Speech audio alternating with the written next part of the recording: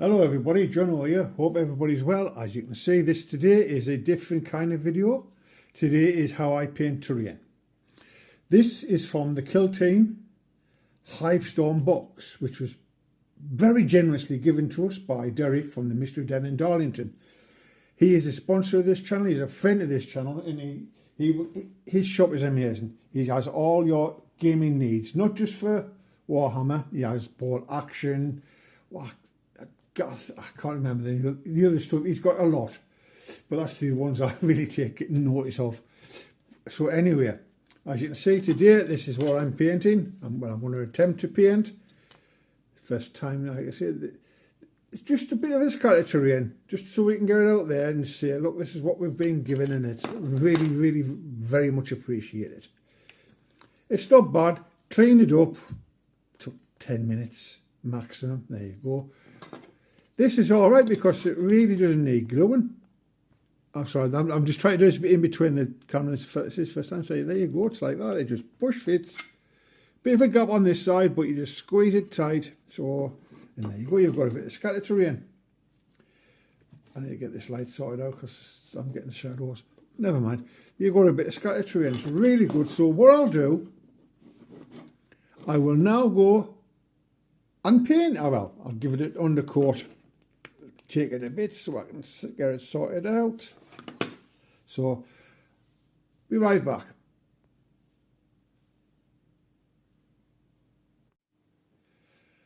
Right, excuse me, sorry about that. Right, and we're back, and as you can see, I've given them an undercoat of black, matte black. I'll show you what matte black I do use for nearly everything I do black. It's Colourforge matte black. Sorry about the angles, I'm not very, just getting used to doing this.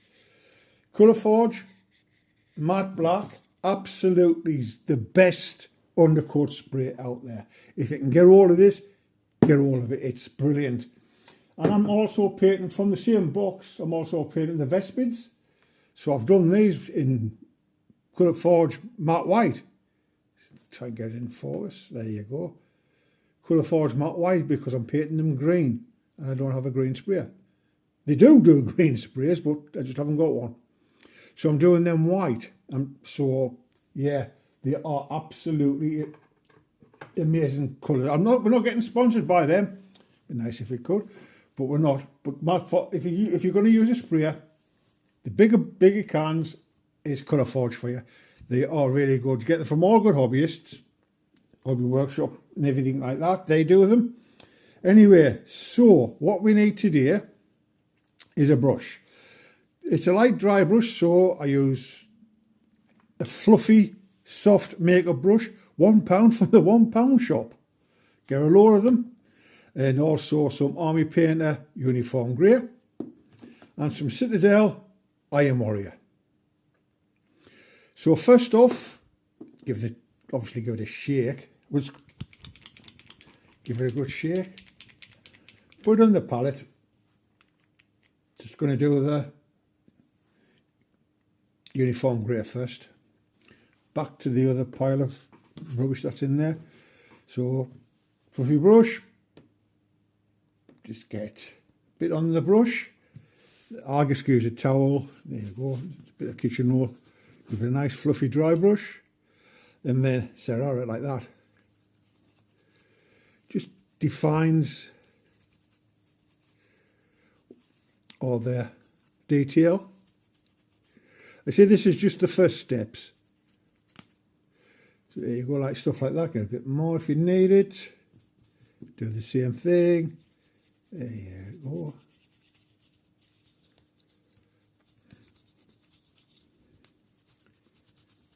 Look at that. As you can see all the detail better. It just gives it a nice coat. Should be looking at the camera, not what I'm doing. There you go, just gives it a nice coat. So we'll do the bigger one. Same thing, same deal. Just wipe it off on the dry brush, on the paper towel. Then just go up and down, round in circles, like that. A bit more. See, too much there, just give it a wipe with your fingers. But the thing is, you can always just paint over that. Didn't wipe it off as much, but like I said, this is just the first that. And the same on this side, just a light dry brush around. Here you go, round in circles, up and down, catching all the edges, everything in between. There you go, look at that. This is just how I do it. You can do it totally different.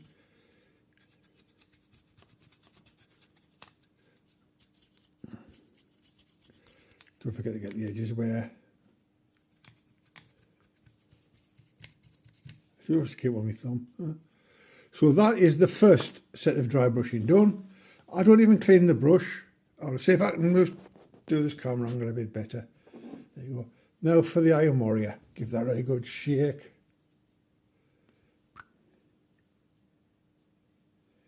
Put some on the palette. Just there you go. Just give that dry brush off. Then just pick out where you want to go. See, around here on the...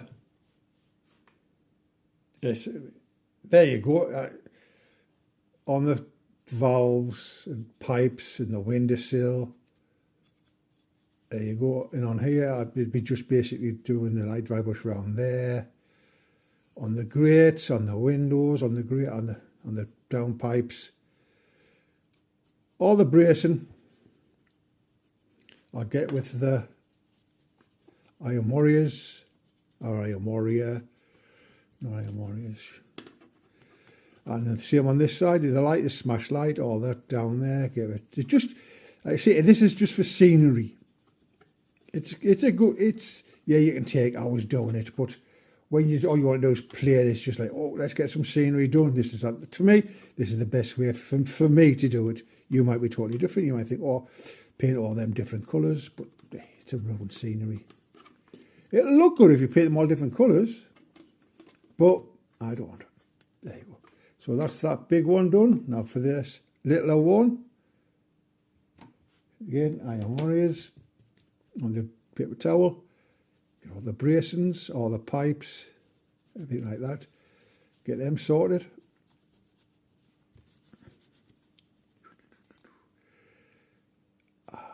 See, there's these here. Up and down. Even do a thicker dry brush. Get them sorted, get the bracing, the windows sorted, get them sorted. Bit more.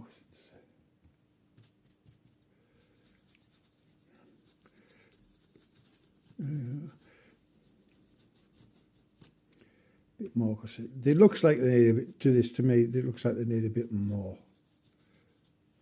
Sorry, I've got a runny nose. Sorry about that. Go back round there, just give them a, oh, didn't see that there. So that is, for me, the dry brushing. I'll give this another look where we need stuff. There you go.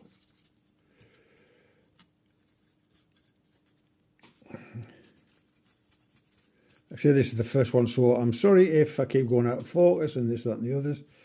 But basically, that's how I dry brush and thing. Not finished yet, so what we'll do, we'll clean the brush. Give it a clean here. On my clothes like I normally do. So what I tend to do now is get a nice brush. Something like this, if you can get nice, it's not a detailed brush, but it's got a nice point on it. Get into some more Iron Warrior. To all those who do this professionally, wow, you have patience. So here, move that, there you go. Where the valves are the valves, these are, whatever you call them, tubes. There, just give that a better coat of Iron Warrior. Stuff like that. Around here, the downpipes. It just picks them out, shows you, see here where the dry brush hasn't really taken or didn't reach close in. Just give your Iron Warriors or whatever silver you like to use, then just give them a touch over like that. The same on this side. Just give them a quick touch. Doesn't matter if you go over. like that. Just give them a quick touch. The grates, absolutely great, absolutely great. Here the electron, the motor for the fan.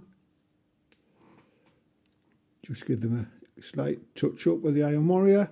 Here, what I like to do here on the light is leave it like that, or give it a thing like this one. I like to leave them, but this one, give it a nice bit of coating of silver. If I say it's up to you what, just give them a. So that is basically for me the silver done. I'll do this one. So put some more paint on my palette. You'll need it. So again, it's what you didn't hit basically. That's all right. That to me, that's okay. This one, there, a bit round here, and the grate, and here, down here. Just give them a nice, gentle brush over. There you go. Look at that. It looks a lot better. And in there, so round here, so you have the. There you go. Look at that. To me, that's basically it. The way I would leave it, like that. Well, that's how I would leave the iron and stuff like that. So now I'll be right back after we get more colours and we're going to sort out what we're going to do.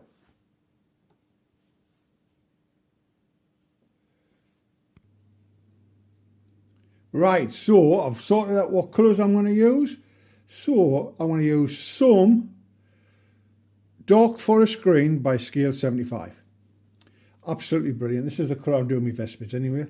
Some Mephiston Red.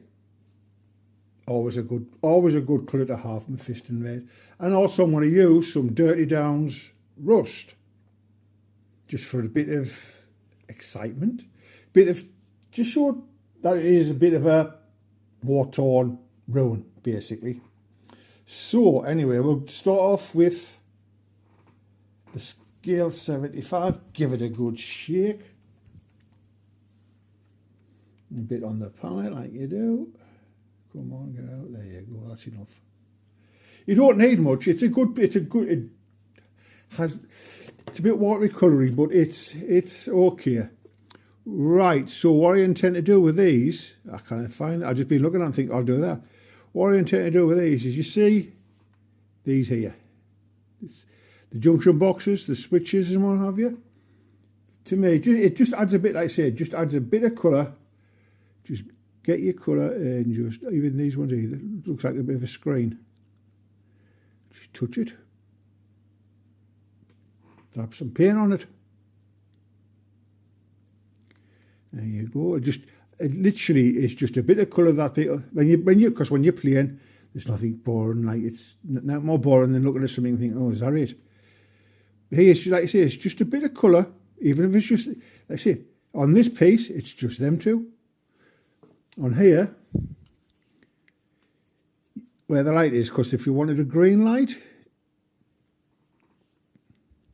just touch the corners, just make it look like. Because the light's smashed and the glass is still green. So then around here, you look around, I like to paint these green.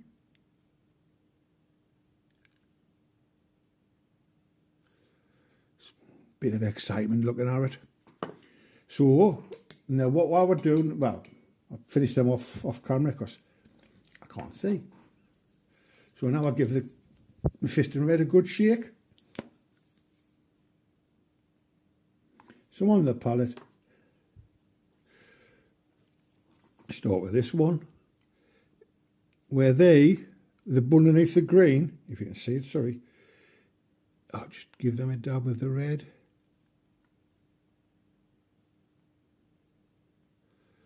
Places like that, and even if you want the pipes, instead of having them there, paint them red there. Whoops, flower.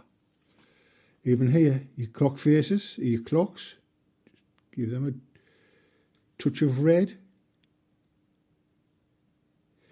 Everything just stands out then, you know, it's not boring to look at. even though you're just plain. So around here, what we'll do, I'll come back. I didn't do them, so they're both going to be red because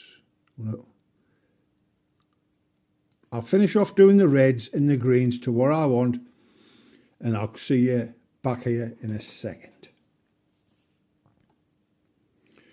Oops, sorry, nearly not the camera. But right, so like I say, there's not much colour on them. I have done green, so if I can get this in focus here. There you see, you can see the green levers, handles, just to give it a bit of thing, and the clock dial, the arms on the clock, on the dials are red. It's just to give it a bit more up. There you go, you can see, stuff like that. It's just, like I say, this is supposed to be, to me, it's supposed to be a ruined terrain. So they paint the pipes red. There's no wrong way to do this, and there's no right way to do this. You do it how you want to do it. Simple as that. As simple as that. Sometimes I don't even use a wash.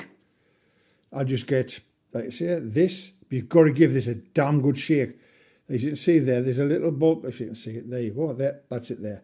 There's a little, that's it, ball bearing mixed into this to help it mix. And the best thing to do is you've got to shake it like, give it a damn good shake for that to come loose, but then you've just got to keep shaking. So I will be back after it comes loose and I finish. No, there you go, listen to it. Just keep shaking, because the more you shake, the more effect you get off from the bottom, and the stronger the effect is on the model. This is water activated, so you can put on, then you can use it to do rust streaks. Really good. Used it a couple of times on bits and pieces. There you go, that should be enough for what I need. Take that off nice and slowly. You don't want it to go everywhere because it does stain. Let's say it's water active. So what I do, just like to get my brush dipped inside like that. You can see places like the tops of where everything's broken off, little snafus on the things, even tops of here like this around here, because these is metal. Put a bit on that like that, and on this one, move that out of the way so you can see. Because like I say, it's ruins, so you like the tops of stuff like this around the brackets on it. Put some in there. Just see, just drip on the brush. Just let it drip. There you go. Look at that. Let it run around the circles. Down there. Bring it down. On here, where the blades and the fan are snapped, just give it a coating with that. It just gives it something else to look at when you're playing. So when your men's behind here, or your whatever, you dirty aliens, it just looks decent. You get like, oh wow, yeah, well, you've even done that. Just give it a nice couple of just there you go. It's rust. It's like I say, it's been sat in a war-torn planet for how long? Who knows? Could be millennium. Could be thousands of years. You got to touch that around there like that. Even though we've just painted, just give it a good. You see that's broken around the wind. So I'll be right back after I put a bit more on. Right, so that's it for me. I also give it in certain places, as you can see, a dry brush of Wild Rider Red. It just adds a bit more colour and it looks a bit more rustier, if that's the word, than it would normally. As you can see, as a terrain piece, yes, you can spend hours painting all the individual patches here, all different colours, or one colour to match a board. They're like that. But to us, well, to me and well, to us really, it's the model is the piece that you need to be spending time on, not the terrain. Terrain is, yeah, it's fine, but it is visually nice to look at. I've enjoyed doing that. Yes, it's only taken what, 20 minutes to paint. That's with drying time. because, like I say, Colour Forge spray, it dries really quick and it really matte. There's no washes, nothing, it's just basic bits of green, bits of red, some Dirty Downs rust, lead belcher, and a dry bush of Wild Rider red on certain places. Look, like, just gives it a bit more rustier look. So that is how I paint terrain. I might do another one if we get this gets a lot of well, not a lot of, some interest. But don't forget, everything, well, the terrain piece and what have you was supplied by Derek at Mystery Den in Darlington. If you're in the northeast and you're looking for somewhere to go that is really good, go see him. You look after you, he helps you out, you get a 20% discount on stuff. It's really good. Basin, anything like that, the lad can do or can get for you. From JW, and I suppose from Warlord Games with board action and stuff like that, he can get. So go and talk to him. He's really nice, really good fella. Tell him Front Written Gaming sent you, and he'll say hello. Anyway, I'm waffling on. Don't forget, we have Buy Me a Coffee. I'll link in the description. And most of all, like we say on this channel, don't be a dick. Laters.